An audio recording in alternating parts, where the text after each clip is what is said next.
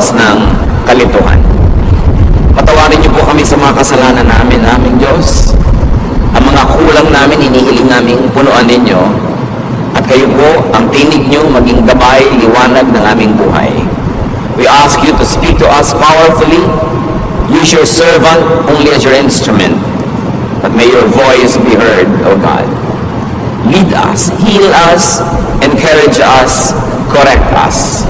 In the name of your Son, Jesus, we pray with thanksgiving. Amen. How do we make decisions? Araw-araw, meron tayong pasyang ginagawa. May maliit, may malaki. Merong napakahalaga, merong hindi naman ganun kalaki ang kahalagahan. Pero dapat pa rin tama ang desisyon. When we make decisions, first of all, get guidance from the written scriptures, meaning the Bible. Salamat na lang, napakamahalagang general teachings, and sometimes even specific teachings, are in the Bible. Knowledge that comes from the Bible save us from ruin, from great mistakes, and even push us to greater accomplishment. Psalm 119, 105, your word is a lamp to my feet, a light on my path. Siyempre, ang image rin ito ay isang taong naglalakad sa dilim ng gabi na maaari siyang makatapak ng ahas, maaari siyang matalisod, maaaring mahulog.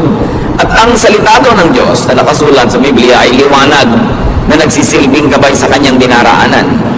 Para mga maliliit na footlight sa isang landas o kaya ay portable light, flashlight na dala-dala ng naglalakad.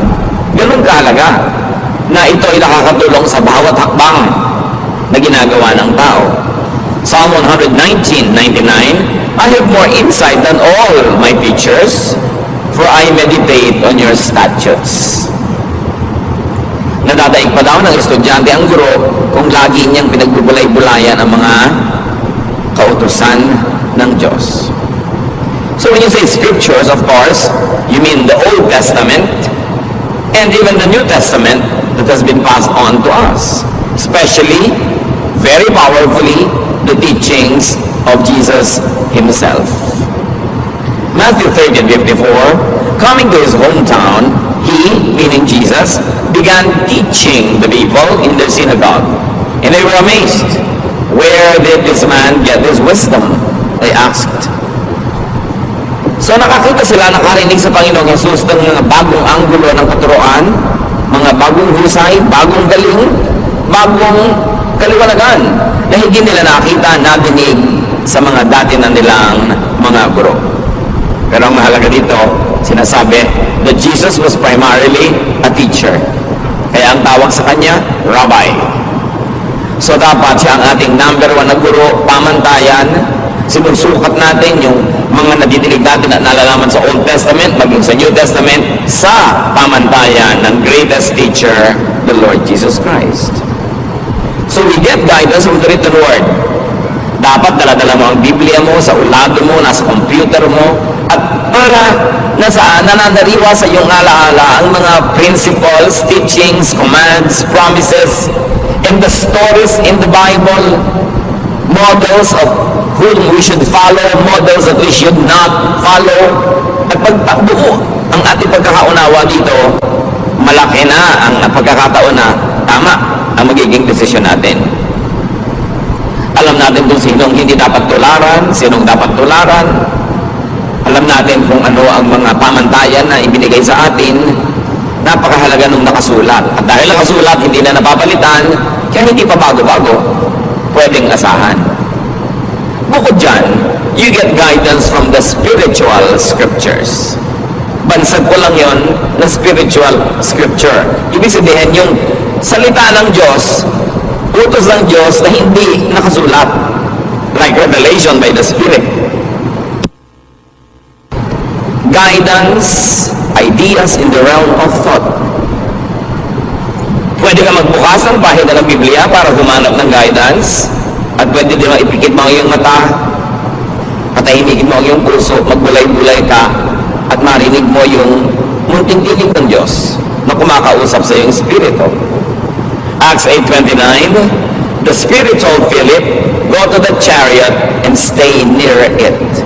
In other words, hindi naman si Philip ang nag-isip na pupunta siya doon sa taong ito na nakasakay sa isang karwahe para niya turuan ang salita ng Diyos. Ang Espiritu ng Diyos ang nag-udyok sa kanya. Kung paano niya ito nadinig, sound waves ba ito? Thought waves ba? Hindi sinabi sa atin. Pero, nakuha niya yung mensahe at sinunod niya. So, the so-called spiritual scriptures are not written, but they could be given in conscious thought. Paggising ka, mulat, o nag-iisip, they come in inspiration, realization, enlightenment, kaliwanagan. Ibang iniisip-isip mo, binubulay-bulay, tapos biglang nalaman mo, biglang nagagap mo, nakuha mo yung ideya, kaiisip mo. Conscious. Acts 13:4, the two of them, sent on their way by the Holy Spirit, went down to Seleucia and sailed from there to Cyprus. So maaaring gusto mong pumunta doon pero nakasara ang pinto. Gusto mong gawin yun pero hindi pwede. Napag-isip-isip mo, ayaw ipagawa sa akin ng Diyos. So sa pag-iisip, sa pagbubulay-bulay, sa pananalangin, nahahayag sa iyo ang kalooban na hindi naman nakasulat sa Biblia.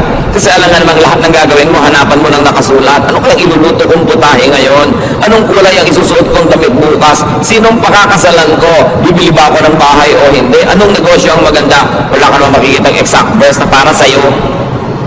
Pwede may mga verses sa written scripture na general na pwede mong paghanguan ng specific application sa buhay mo. Pero you are already taking the license to apply it to your life. Ngayon, meron namang mga revelation na dumarating sa iyo sa pamamagitan ng paghahayag ng Espiritu. Habang gising ka at pwede rin kung tulog because a spiritual guidance could be given in a dream. Merong napapanaginipan nila ang sagot sa kanilang tanong. Pero siyempre, maingat tayo dahil hindi mo naman alam kung aling panaginip ang dahil lang kulang ka sa paligo. Alin ang dahil mang marami kang inaalala tuloy hanggang sa pagtulog mo, sumisiksik sa utak mo at sa panaginip, at alin ang galing sa dinig ng Diyos. Pero, yes, napakaraming instances na ginamit ng Diyos ang panaginip sa pagbibigay ng guidance sa mga tao. Acts 11:12, the Spirit told me, Peter speaking, to have no hesitation about going with them. At sa panaginip niya nakuha yung sagot. Kasama siyempre sa spiritual scriptures ang discernment, pakiramdam, yung wala kang basihan na conscious, na intellectual reason, pero nararamdaman mo. So may pakiramdam, kaya dapat ang tao marunong makiramdam. How else do you make decisions? Get guidance from what we call the practical scriptures. Meaning, practice, action. What happens? Yung mga nagaganap. Yung aalis ka, lagi nalang umuulan, parang ayaw kang paalisin, makakaramdam ka. Yung meron kang gustong gawin, parang may humahadlang sa'yo, kailangan lamang maisip mo sino bang humahadlang sa akin. Ang Diyos ba o si Satanas? Yung gusto mo magturo ng Bible, laging sumasakit ang ulo mo, pero sa ibang araw, hindi sumasakit ang ulo mo. So, baka si Satanas yan, kasi ayaw ka niya maging teacher. O baka may life habit ka na tuwing oras ng pag-Bible study, doon ka talaga sumasakit ang ulo dahil may iniinom ka palang gamot o meron ka pa ng kulang sa tulog the day before. You've got to look at all those. Yung practical reasons, spiritual reasons, and scriptural reasons, titimplahin mo ngayon para makagawa ka ng desisyon. But when we say practical scriptures, we mean supernatural direction or intervention. Yung malinaw na yung nagaganap sa paligid mo in practice, in action, ayun ang kalooban ng Diyos para sa iyo. 1 Kings 17:2-4. Then the word of the Lord came to Elijah.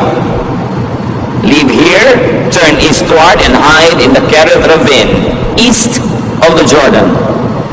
You will drink from the brook, and I have directed the ravens to supply you with food there. So, paano naman nadinig ni Elijah yung boses? Hindi sinabi sa atin kung voice waves or thought waves. Pero ang mahalaga, mayroong supernatural intervention.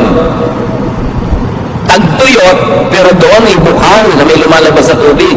So, malalaman nyo, dito nga ako gustong patirahin ng Diyos ngayon kasi may tubig. Tapos, wala namang pagkain doon, nasa gitna ng kawalan. Pero may mga uwak, mga ibong mandaragit, magnanakaw ng mga pagkain ng may pagkain, hindi dagit-dagit nila. Pero itong mga ito ang nagsusupply kay Elijah ng pagkain.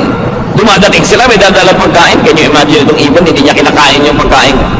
Nandun na sa kanyang tuka. At iiwan pa niya para sa propeta. So alam mo, this is a supernatural intervention. Dahil hindi naman natural na nangyayari ang ganitong mga bagay. So clear, ito ang gusto ng Diyos. Plus, i-refer mo pa sa written scripture na ang ginagawa naman ni Elijah ay tama, ayon sa nakasulat na kalooban ng Diyos. Therefore, you can assume that what is happening is really God's will. Then where else do we get guidance? We get guidance from the common scriptures. Yung mga karaniwan, hindi himala, hindi revelation, hindi panaginip, hindi nakasulat sa Bible, what we call natural scripture. Like knowledge. May knowledge ka naman eh. Sabi, Pastor, ano po bang gagawin ko? A, B, o C? Isipin mo, mag-isip ka sa palagi mo, anong pinakamabuting gawin? Nung inisip-isip ko po, B. Yun ang gawin mo, kaya ka nga may isip. Lalong-lalo kung hindi mo mahanapan ng scripture na ilalapat, na written scripture. Hindi ka pinapapanaginip, walang spiritual scripture. Wala ring practical scripture kasi hindi naman nanghihimasok ang Diyos sa mga nangyayari sa buhay mo araw-araw para malaman mo talaga kung sa Kanya gusto pumunta. So anong gagamitin mo? Mag-iisip ka. Use knowledge, common sense, and also your conscience. How does it feel sa espiritu mo at sa puso? Dahil lahat ng yan ay galing din sa Diyos. Yung knowledge, common sense, conscience, galing sa Diyos. Pero, pwede rin yan mabaluktot, madaya ng ating kaaway na spiritual. Kaya hindi lang basta konsyensya ang pinapakinggan. Ito ba'y konsyensyang nakababad sa salita ng Diyos? Konsyensyang masunurin sa kalooban ng Diyos? Therefore, ito'y konsyensyang magiging sensitibo sa mali at sa tama. Kasi hindi siya gasgas. Hindi siya puro kalyo na wala nang maramdaman. Kasi may mga konsyensyang wala nang maramdaman. Hindi ibig sabihin walang dapat maramdaman, kundi nawala na ng pakiramdam. Dahil hindi pinapakinggan yung konsyensya. Pero yes, kasama pa rin yan sa pagtimpla natin ng desisyon. How does it feel? What do you think of it? What does the Bible say? Ano ang nakikita mo mga nangyayari sa paligid? Pinagsasama-sama. Pero meron talagang salita ang Diyos na hindi nakasulat sa papel, sa computer, hindi nakauka sa bato, nasa puso ng tao. Kaya kasama ang puso sa pagtitimbang ng mga bagay-bagay. Romans 2:15, this proves that a conscience is like a law written in the human heart, and it will show whether we are forgiven or condemned. So yung budhi, yung bait, yung konsyensya ay tulad din ng batas ng Diyos na sa puso naman isinulat. So kasama din yon. Ano ang sinasabi ng aking puso? Ano ang sinasabi ng nakasulat na verses? Ano ang sinasabi ng mga pangyayari sa paligid? Ano ang sinasabi ng aking mga panaginip? Ano ang sinasabi ng karunungan ng mga tao na kapaligid sa akin, lalo ng mga makadiyos na tagapayo? Pinaglalakip-lakip natin yan bago tayo gumawa ng mahalagang desisyon. Get guidance from common sense, from knowledge, from experience. Dahil yan ay pagpapala din sa atin ng Diyos. Halimbawa, ang mga Hudyo, ang mga unang naging Kristiyano, hindi naging malinaw sa kanila agad-agad. Kung ang mga kaugalian nila at katuruan ng pagka-Hudyo ay itutuloy pa nila ngayong sila'y Kristiyano na. Pero may mga ibang uri pa ng tao na naging Kristiyano, mga Hentil, Gentiles, non-Jews. In other words, yung cultural baggage ng mga Jew, hindi cultural baggage ng mga Gentile. Halimbawa, Jewish men, Jewish boys always had to be circumcised. Gentile boys were not required. Jewish people were required to eat this and not to eat these types of food. the Gentile people were required by other dietary traditions. May ibang kaugalian at may ibang mga kinasanayan ng mga Jews at Gentiles. Ito ngayon, paano na naging Christian na ang mga Gentile? Automatically, yung mga Jews na naging Christian, itinutuloy pa nila yung traditions nila kasi Jews sila. Pero yun bang Gentile na naging Christian, pasusunod rin nila sa mga batas na nakasulat sa scriptures ng mga Jew, lalo't Old Testament. Meron ng New, the Lord Jesus Christ. Pinagkalo-kalo na yan ng mga theologians at napagkasundo nila ito. Acts 15:10. Now then, why do you try to test God? By putting on the necks of Gentiles a yoke that neither we nor our ancestors have been able to bear. So sabi nitong matalinong tao, bakit natin gagalitin ng Diyos? Susubukin ang Diyos sa pamamagitan ng paggigiit natin, pagpipilit na yung mga napakahihirap natin mga batas at tradisyon na tayo nga hindi natin masunod at hindi rin nasunod ng mga ninuno natin, ipapamana natin at ililipat at pipilitin pang sundin ng mga Gentiles sa naging Christian. Hindi pa masapat na maging Christian na lang sila, huwag na silang gawing Hudyo. At ang napagkasundoan, yes, huwag na nga maliban na lang sa tatlong mga bagay na ito at binanggit nila yon. Pero ang kahulugan ng napaka-importante, ginawa nilang user-friendly ang Christianity to the Gentiles. Yung mga hirap na pagsunod sa mga batas ng pagiging Hudyo, di na nila iginiit na sundin din ng mga Gentiles. In other words, sa pagtuturo nila sa mga Gentile Christians, may mga nakasulat sa written scriptures sa Old Testament na nasa tradisyon nila na hindi na nila ipinilit pa na sundin din ng mga Gentiles. So what do we see? The new church in Jerusalem doing? They discarded what was outdated, irrelevant, and undoable to the Gentile. So pwede ka na maging Christian na hindi ka nagpapacircumcise. Hinayaan na nila yung mga Gentiles sa kainin yung mga dati nilang kinakain, except sabi nila, huwag kayong kakain ng mga karning, yung dugo ng tumpa. Yung isa nila mga iginiit. Tatlo lang, yung pinilit nila, yung isa huwag na mamuhay sa immoralidad, etc. Pero, kung tutusin, by very strict Jewish standards, binibreak nila ang Old Testament, di ba? Dahil hindi na nila ipinapasunod sa mga Gentile believers, pero pinagana nila ang utak nila, ang practical teaching, common sense, tinignan nila yung convenience ng mga mananampalatayang Gentile at nagpasya silang, oo nga, tayo na lang mga Jewish Christians ang magpatuloy ng Jewish traditions while we are Christians. But the Gentiles need not become Jews just so that they could be saved. So, in the manner of speaking, the apostles were discarding a lot of written scripture in favor of the unwritten one. Common sense, knowledge, conscience, and kindness to the new believer. Hindi sila nagpakamatay, pumatay, at ng gera para igiit yung written scripture na sa culture and lifestyle of the new believers, wala namang ugat, walang pinag-ugatan, hindi kakapit, at wala namang kahulugan.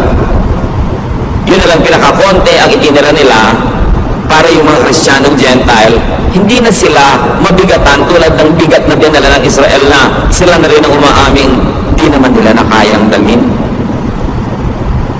Saan pa tayo kukuha ng mga basihan ng pagde-decide? Among the common scriptures, nature. Kailangan marunong ka rin makinig sa nature dahil Diyos ang lumikha niyan. Luke 12:54, he said to the crowd, when you see a cloud rising in the west, immediately you say, it's going to rain, and it does. Yan ang sabi ng Panginoon. Pag nakakita kayo ng senyales sa himpapawirin na may ganitong uri ng ulap, alam niyo uulan at uulan nga. So ibig sabihin, pinagbabala kayong mamangka, magbiyahe, maglakbay, huwag nyo na ituloy kasi uulan. Or ituloy nyo pero maghanda kayo na mababasa kayo sa daan. So, Pastor, ikakasal po ako, gusto ko maging June bride, gusto ko po garden wedding, iha, tag-ulan. Ano Ano ba ang trahe de boda mo? Kapote. Hindi po, yung may mahaba pa ng buntot. Kakalad ka rin may putik dahil gusto mo guardian. Ipag-pray po natin, di po ba mabait si Lord? Ikaw mag-pray mag-isa mo. Tag-ulan, hindi ko sasabihin sa Diyos, huwag niyo paulanin kasi tag-ulan eh. So kahit anong kasal lang gawin mo, ano yung faith mo, at binaha yung kasal mo, huwag ka magtampo sa Diyos because you must listen to nature. God is the author of nature. Kahit ka pastor, kahit ka banal, sumakay ka sa barkong sira, lumubog, mamamatay ka. Hindi na dadaan sa kabanalan yung lulutang ka sa tubig. Dahil sabi ng gravity at ng law of buoyancy, lulubog ka. When your weight is greater than the weight of the water that your body displaces. So, lulubog ka. You've got to respect nature. Huwag mong daanin sa dasal. Huwag kang humingi ng himala. Sumunod ka na lang sa nature. Magpakasal ka ng Pebrero, hindi ka nang umulan. At kung talagang sure ka, ayaw mong mabasa yung mga entourage mo, edi indoors, ba't makailangan garden pa? Proverbs 6:6, go to the ant, you sluggard, consider its ways, and be wise. O siya, sabi din sa Proverbs, tingnan mo yung mga langgam. Matuto ka sa kanila. Ang liit ng utak niyan kasi ang liit niya. Yung utak mo ang laki. Pero dapat matuto ka. Yung mga langgam, pag tag-araw, doon sila nagtatrabaho, doon sila nangungulekta ng pagkain nila, ini-impact nila, para pag nagtag-ulanan, doon lang sila sa mga lungga, tahimik sila. So dapat din, iayos mo ang ginagawa mo ayon sa panahon, sa seasons. Hindi mo makikita sa scripture kung kailan ang magandang date ng pagpapakasal, pero makikita mo sa nature kung ano yung date na bagay sa motif ng kasal mo. Luke 21:29-30. Look at the fig tree and all the trees. When they sprout leaves, you see for yourselves and you know that summer is near. Kahit sa puno, makakabasa ka ng mensahe ng Diyos. Malapit na magtagulan, malapit na magtaginit. Pag wala ng dahon ng puno ng siniguelas, alam mo na kung anong panahon. Pag nagpupulahan ng mga ponsepya, alam mo mangyayari. Nandun yun. Isa pa na pwedeng pagkuhanan ng guidance, common scripture, science. The most useful and practical science, physics. Then you can also learn from chemistry, biology. Medicine comes from that, from a lot of chemistry and biology. May sakit po ang nanay ko, ipag-pray natin. Pinainom mo naman ng gamot. Hindi po, ipag-pray na lang natin. Painom mo muna ng gamot. Ipa-doktor mo. May pinaghihimalaan. Paano hindi paghimalaan ng nanay mo? Di gamitin mo yung natural, available, scientific way para siya gumaling dahil Diyos din naman ang nagsulat ng mga laws of science. 2 Kings 20:7, merong paring mamamatay na. Then Isaiah said, prepare a poultice of figs. They did so and applied it to the boil, and the king recovered. Mamamatay na yung hari, yung pala ang gamot lang naman yung konting mga dinikdik na mga dahon-dahon na itinapal, gumaling. Propeta to ha, hindi niya pinagdasal. Pinagdikdik niya ng dahon because alam din niya yung science of medicine. So kasama sa pagde-decide yun. Ipapagamot po ba namin ang nanay namin o ipapapray? Hindi ko ipapareho. Pero ipagamot mo kasi yun ang sinasabi ng pinakamababaw, pinakauna na pangangatwiran, yung natural. Why go against natural law when you can follow the natural law? Si Timothy, laging sira ang tiyan. Sinabi ba ni Paul, manalangin ka? No. 1 Timothy 5:23, stop drinking only water and use a little wine because of your stomach and your frequent illnesses. So anong bayo ni Paul? Puro tubig kasi pinag-iinom-inom mo, baka may mga butete pa at mga kitikiti. Tumigil ka muna ng uminom ng tubig. Ang inumin mo muna wine kasi may alcohol yan, content, mayroong medicinal content yan, makakabuti sa'yo. So dapat matulong tayong sumunod sa science. Another common scripture that you can ask you to help make your decision is your heritage. Kaugalian, tradisyon, na maraming mga bagong born again Christians gusto agad itapon lahat ng tradisyon. Parang wala namang natututunan mula doon. Ang tagal-tagal bago nabuo ng ating mga ninuno ang kanilang mga kaugalian, trial and error through hundreds, maybe thousands of years. Surely may pakinabang ka dyan. Job 8:8-10. Ask the former generation and find out what their ancestors learned. For we were born only yesterday and know nothing, and our days on earth are but a shadow. Will they not instruct you and tell you? Will they not bring forth words from their understanding? So ano ang payo kay Job? Hindi mo naiintindihan ang nagaganap sa buhay mo? Hindi mo alam ang sagot sa mga tanong mo? Ba't di mo tanongin lang yung mga ninuno? Para malaman mo. Kung ano yung nalaman na nila nun pa at alam na nila, para huwag ka nang mapagod na mag-aral pa ngayon. Papunta ka pa lang, pabalik na sila. At yun ang halaga ng payo ng matatanda. 20 anyos ka, may kausap kang 80 anyos, imagine, 4 times sa buhay mo na yung naibuhay niya, surely may maituturo siya sa'yo. Kailangan pahalagahan mo yun. Sabi niya, pag tinanong niyo ba yung mga ninuno niyo, hindi ba sasagutin kayo? Paano ka naman po tatanungin ay namatay na? Yun nga di, alalahanin mo ang kanilang mga kasabihan, ang kanilang mga kawikaan, na binuo nila dahil observant sila sa laws of God, laws of nature, the laws of conscience, the laws of society. Nakabuo sila ng mga kasabihan. Pag sinabing putik din lang ng putik, tawirin at ng malapit. Ano yon? Huwag ka na magpa-arte-arte, dumiretso ka na ng madali at matapos. Pag sinabing ang naglalakad ng matulin, kung matinik ay malalim, hindi na maintindihan ng mga tao ngayon kasi lagi silang sapatos o tsinelas. Pero nung araw, nakayapa ka mga tao, mas mabilis ka maglakad. Pag nakatapa ka ng tinik, mas malalim ang baon. Kaya sabi, pag naglalakad ng marahan, kung matinik ay mababaw. Ibig sabihin, kung dahan-dahan ka, hindi ka pa dalos-dalos, magkamali ka man, konti lang. Bakit nakakalimutan natin yung mga proverbs, mga kawikaan, mga salawikain? Ang tagal-tagal bago yun nabuo ng mga ninuno natin. Kaya mahalaga, may connection ka sa past. Nakikinig ka sa matatanda.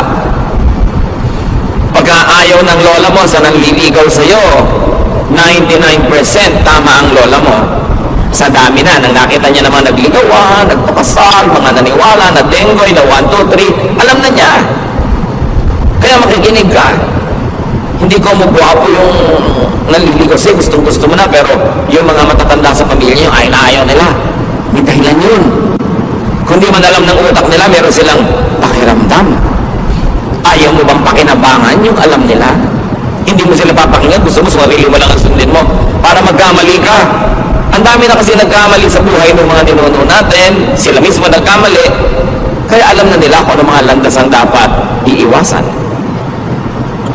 Kasama rin sa common scriptures na matatawag, history. Ang kasaysayan natin. Kaya hindi marunong mag-aaral ng history, hindi marunong magtala, hindi marunong matuto sa mga nakasulat na may tendency na ulitin nila ang pagkakamali ng mga nagkamali na. Esther 6, 1-2. That night, the king could not sleep. So he ordered the book of the Chronicles, the record of his reign, to be brought in and read to him. Hindi makatulog ang hari. Sabi niya, ipadala nga dito ang volume ganito, chapter gano'n ng history natin. At nag-review siya. Pinakilabangan niya ang hindi niya pagkatulog. At meron siya mga na-discover doon na mga dapat ituwid, mga dapat gawin na hindi pa nagagawa, na ituwid niya. Kasi, nire-review niya ang history. Where else do you get guidance? Aside from the written Word of God, the Word of God written in our hearts, the Word of God that is in our conscience, the Word of God that is in the counsel of wise people, get guidance from your people's scriptures. Na binabanggit natin kanina, ang Proverbs, mga kasabihan. Sa Bible, nandiyan ang Proverbs sa mga Jews, Proverbs sa mga ninuno nila. Meron din tayong Proverbs. At hindi masama, hindi labag sa kalooban ng Diyos na pakinggan din natin ang ating mga Proverbs. Masyado kasing glorified kasi nakasulat, canonized, authorized, yung Proverbs ng mga Jews nandun sa Scripture. Pero meron din tayo. Pakinabangan mo rin yun.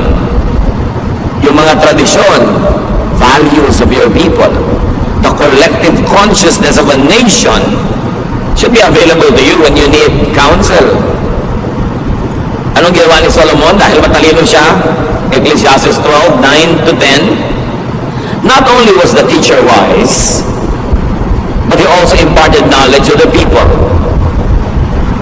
He pondered and searched out and set in order many proverbs. The teacher searched to find just the right words, and what he wrote was upright and true. So bukod sa matalino si Solomon na lumikha siya ng mga salawikain niya,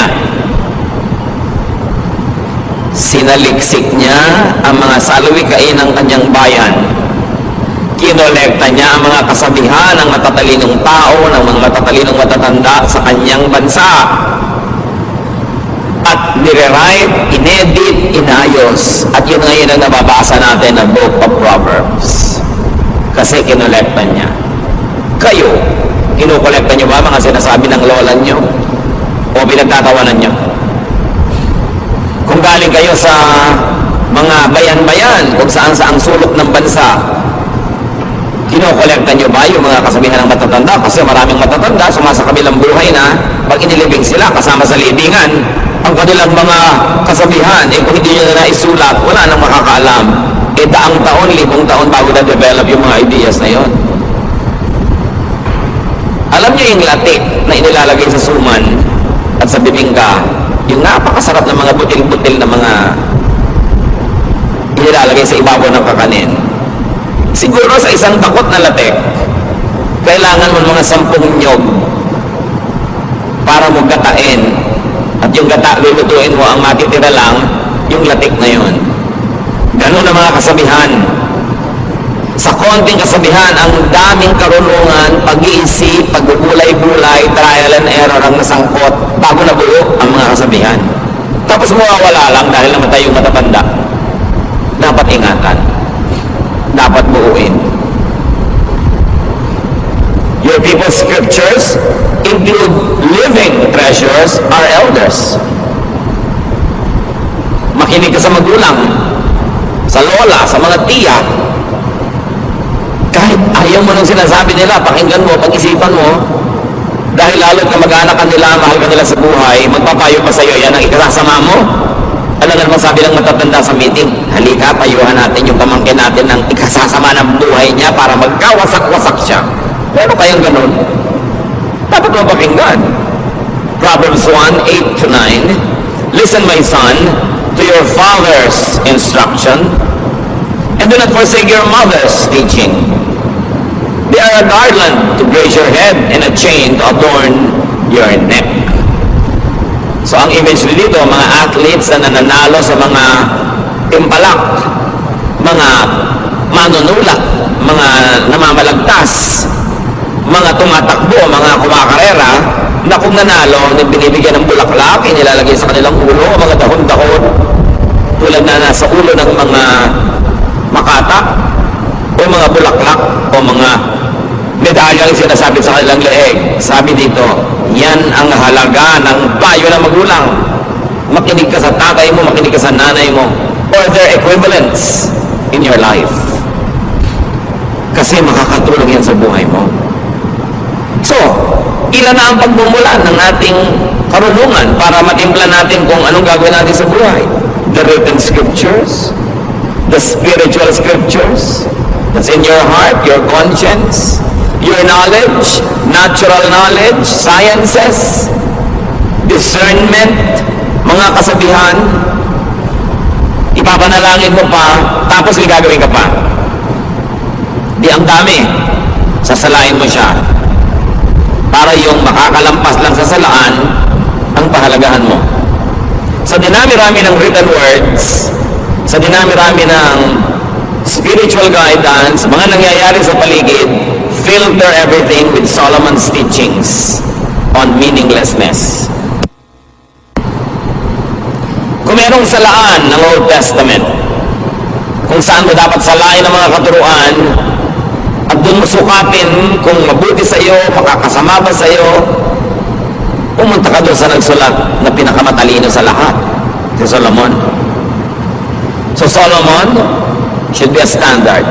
So sabi ng nanay ko, sabi ng konsyensya ko, sabi ng paligid, sabi ng scripture, sabi ng Old Testament, sabi ng ganitong epistle, sabi ng panahon, sabi ng weather, sabi ng science. Ano nga sabi ni Solomon? Susukatin mo doon. Ecclesiastes 2:16, for the wise, like the fool, will not be long remembered. The days have already come when both have been forgotten. Like the fool, the wise too must die. So nagkakamatayan din lahat ng tao, matalino't hindi. So sabi ni Solomon, anong mahalaga sa buhay? Ecclesiastes 3:12, I know that the best thing we can do is to always enjoy life. So ito sabi ng panaginip mo, ito sabi ng verse, ito sabi ng matatanda. Ngayon, ang ending is, sabi mo, nakaka-enjoy ba sa buhay itong gagawin kong desisyon? Kasi sabi ni Solomon, ang pinagkalooban ng Diyos sa pinakamataas na talino, dapat enjoy ka. Nagpakabayani ka, nagtanim ka, hindi ka nagtanim, nagpakatalino ka, hindi ka nagpakatalino, mamamatay di kayo lahat. Sabi ni Solomon, pare-pareho lang kayo magbubulok. Therefore, pahalagahan mo ang buhay. Dapat mahalaga bawat sandali, mahalaga bawat yugto, at dapat nag-enjoy ka sa ginagawa mo. Okay, tutulong ka kay ABC. Sino naman ang pinaka-enjoy ka? Si B. Hindi na tulungan mo kasi hindi mo pwede tulungan lahat sabay-sabay. So kasali ka rin. Dapat meron ka enjoyment. So itatanong mo sa buhay mo, enjoyable ba? Okay, balik tayo kay June Bride. December pa lang, pinaplano niya yung June wedding. Pero tag-ulan, tag-bagyo, itatanong mo na sa sarili mo, mag-i-enjoy ba ako mula Enero hanggang Mayo na isip kung baka bumagyo sa wedding day ko?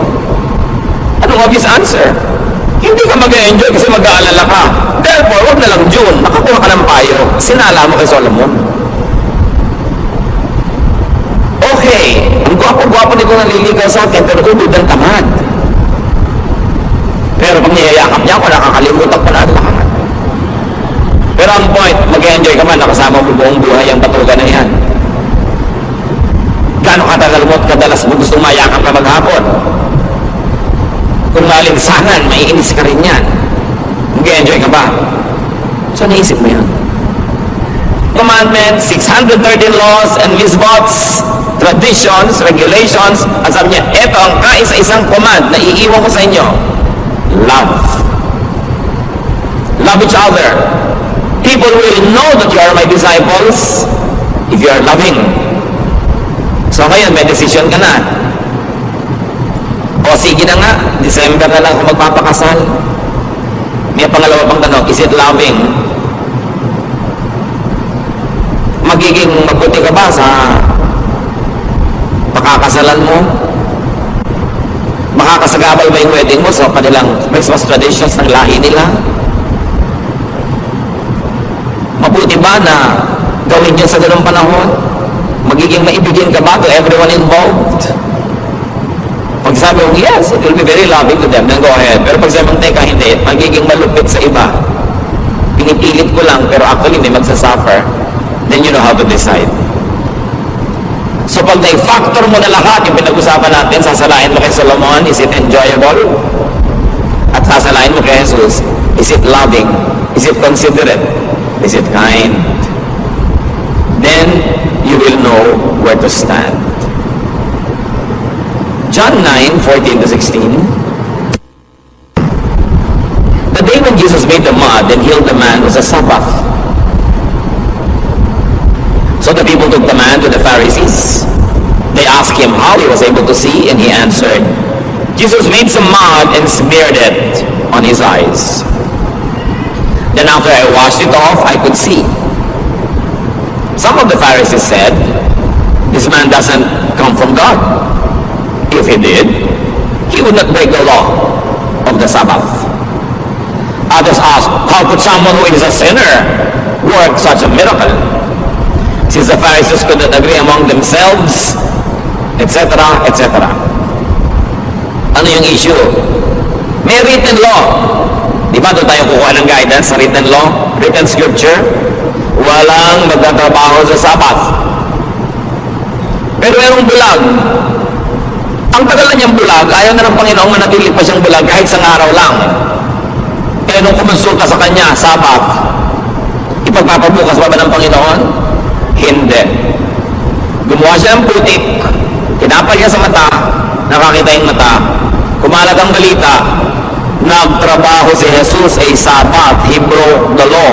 He broke the written scripture. Pero bakit pwede gawin ni Jesus? Kasi ang nangibabaw yung bagong scripture niya, the commandment of love. Alam niyo ba na maraming relihiyosong tao malupit sa kapwa-tao, lalo sa kapwa-believer, kasi ang pinanghahawakan lang niya, written word. Sabi ng verse na ganito, batuhin ka namin. So, babatuhin ka yung babaeng caught in adultery. Pero pinabato ba ni Jesus? No. Essentially, nag-break din yung law na nagsasabing batuhin ang babaeng nagko-commit ng adultery. So again, the law of Jesus prevailed over the written law. Kaya pwede ba ba namin patugtugin itong lalaking ito na may hikaw? Bakit? May verse ba na nagsasabi hindi pwedeng tumugtog ang lalaking may hikaw?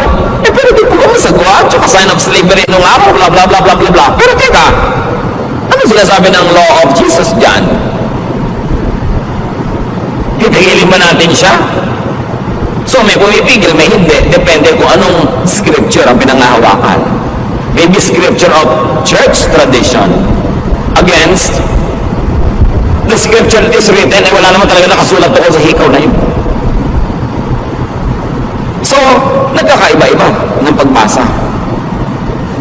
Pwede ko po bang payagan itong babaeng makasalanan na ito na umattend sa church? Eh teka, hindi ba sabi ni Jesus, I came to seek and save the lost? Eh lost nga yan, eh ba't ko pagpapawalan? Eh di ba nakasagwa naman para tayong konsentidor, pinapaatin natin, blah blah blah blah blah blah. Pwede bang sumali sa Lord's Supper ang isang makasalanan? Eh pagka hindi mo pinasali lahat ng makasalanan, sinong matitirang kakain dyan? Mga ipis. So iba-iba mga kapatid ang attitude ng mga leaders, mga pastors sa mga churches. Kasi saan ba nakahawak? Doon lang ba sa written word? Si Jesus nga, diniscard niya yung mga written word ng Old Testament para manaig ang bagong command, the command to love. Meron din mga tradition sila, hindi pwedeng makihalubilo ang mga banal na tao sa mga makasalanan. Tapos ang laging kahalubilo ng Panginoon, mga makasalanan. Pero sabi ni Lord, well, I am a friend of sinners. At ang tanong ng mga religious leaders, bakit yung boss niyo, friend of sinners? Di ba dapat umiwas siya sa mga yan? Pero yun ang talagang laging kasama ng Panginoon. Maraming law sila about fasting, but the Lord hardly fasted except on one very famous occasion, yung 40 days na sinasawag. Tapos nag-criticize siya, sabi niya, well, nandito pa ang inyong Lord, so bakit kayo magpa-fast? Magpasa lang kayo sa ibang panahon. Pag sobra ka naging technical, lagi ang pinanghawakan mo yung written verse, lalo't Old Testament pa yon, o kaya galing sa mga striktong mga alagad ng Panginoon na mas stricto pa kaysa kay Jesus, magiging stricto ka rin. It's your choice. Pero sasalain mo kay Solomon, enjoy ba yan? Okay, camp ng mga kabataan, bawal mag-shorts, tag-araw, enjoy ba yan? Ang init-init. Magsuswimming ang mga young people sa beach, dapat nakapantalon, tapos papatungan mo pa ng palda, tapos saka long sleeve ka pa, magkakapote ka pa, para walang makitang bahagi ng katawan mo. Hindi sa bahay ka na lang maligo. So ang tanong, enjoy ba yan? Loving ba yan? Saan nakahawak ang verse? May hawak ang verse yun, kaya pagpipilitan niya, pero doon ka lang ba talaga kumukuha? Samantalang si Jesus, si Solomon, nagsabi na mag-adjust kayo. Sinasabi, makinig kayo sa payo na inyong mga magulang. Lahat ba ng payo ng magulang nyo? Verse. Dahil kumukuha sila doon sa unwritten verse. Common sense. Experience. Tradition. Si Solomon, nang molekta ng mga salawikay ng mga matatanda. Yung ba mga salawikay ng bayan niya, galing sa bibig ng Diyos? Written word ba yun? No. But it came from wisdom. And wisdom comes from God. Therefore, it becomes useful. So you must contextualize. Hindi ko mo may verse, bulag mo nang i-apply sa buhay ng iba. Samantalang yung sumulat at yung sinulatan, sila yung nag-uusap no, nakikibasa ka lang ngayon, ikaw ba yung kausap para i-apply mo agad sa buhay mo? Siyempre pwedeng i-apply yan, generally speaking, kaya nga merong saysay at may halaga sa atin. Pero kadita-detalyehan, kalit-liitan ng sabi ni disciple na ganito, kay babaeng ganon, ikaw ba yung kausap? Kailangan ka bang sumangkot sa usapan na yun at yung buhay mo mawala ng enjoyment o mawala ng love? Kaya mahalaga sinasala kay Solomon at kay Jesus. Get what Scripture meant to and for the original recipients. Maraming utos sa Biblia, may laws have to be rewritten. Ganon din sa buhay natin bilang mga mananampalataya. Hindi laging dapat mong ikulong ang sarili mo doon lang sa sabi ng verse. Kasi maraming mga pagkakataon ngayon na hindi naman na-anticipate at hindi kasali sa naging usapan ng mga nasa verses. Kaya tayo may common sense, may loving sense, at merong sense of enjoyment of life. Put all of this together, pray about it, and you will be in a better position to make decisions. Ama namin sa langit, salamat dahil involved kayo sa buhay namin.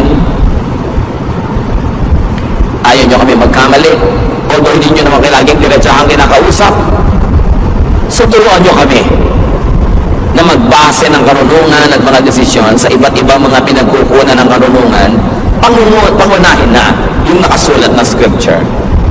But teach us also to consider and listen to the unwritten word, that which is written in our hearts, that which you give through dreams, yung nararamdaman namin at nadidiscern, yung sinasabi ng marurunong, yung idinidikta ng pagkakataon at pangangailangan, lahat ito i-consider namin, Panginoon, para kami maging marunong, mabuti, mabait sa aming kapwa. Sa ilang saglit pa, nakatahimikan, pagbulay-bulayan natin ito mga kapatid. Mahalaga to make godly decisions. Sometimes, a scripture-based decision is not always the most godly one, especially kung pinagbabasihan mo ay irrelevant na sa buhay ng iba. Nakita natin ginawa yan ng mga disipulo ng Panginoon, nakita natin ginawa yan ng mga bagong mananampalataya at ginawa ng Panginoon mismo. Is it oppressive? Does it set free? Is it kind? Think about those things. Lord, in silence, give us personal application.